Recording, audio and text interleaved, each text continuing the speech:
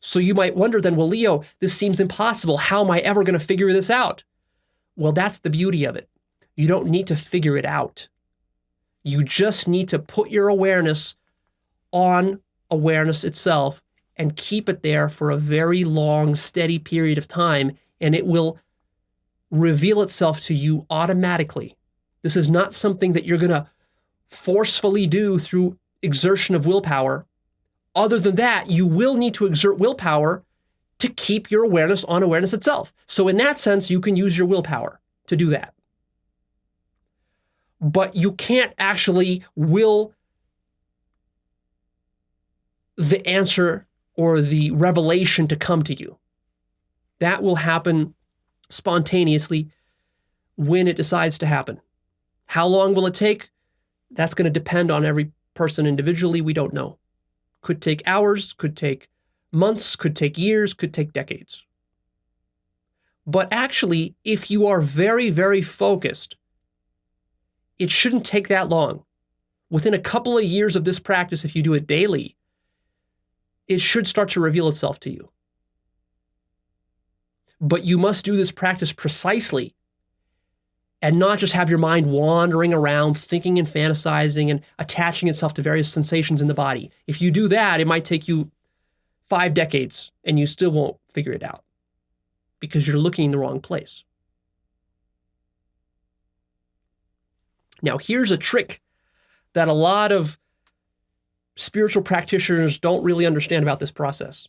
So remember I said that when you start off, before you do any spiritual practice, you have a fusion of the formed world, the objective world, with the formless subjective, true self. They're fused together like this. This is where you start when you're unenlightened, like you are right now. Now you start to do spiritual practice and these two things start to separate more and more and more. And here, detachment happens. You're disidentifying with bodies, with sensations, with emotions, with suffering, with pain, with all that. You're disidentifying with it.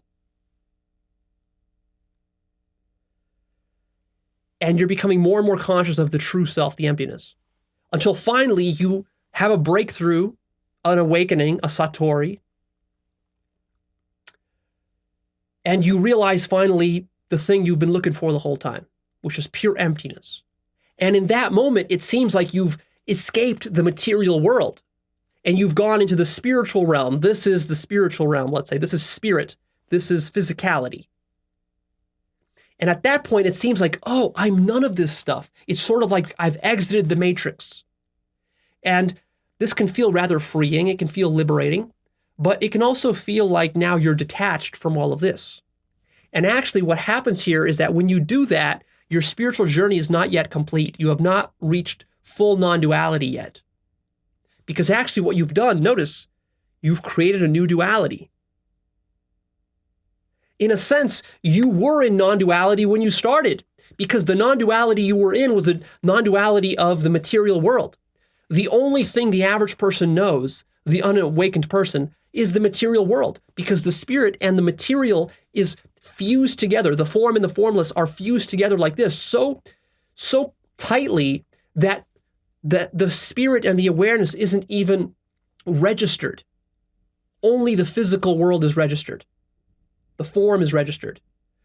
So as you break that, now your identification switches to the formlessness. But as you do that, actually you create a duality.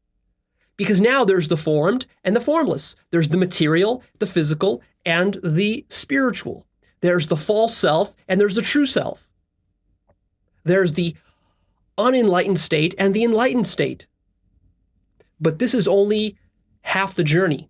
The other very important epiphany that you must have, and this will probably require a further enlightenment, although it could also happen at the same time, is now you need to bring the formlessness back in together and fuse it with the form, such that now what happens is that by bringing these two together, what you realize is that there actually is no difference between form and formlessness, between the material and the spiritual, between the unawakened state and the awakened state.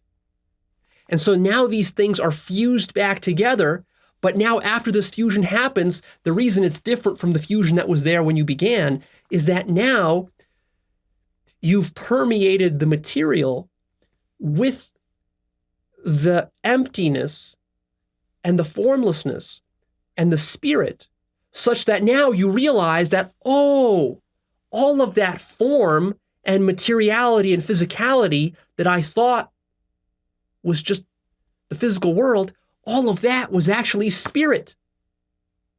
You realize that there is no difference between the material and the spiritual.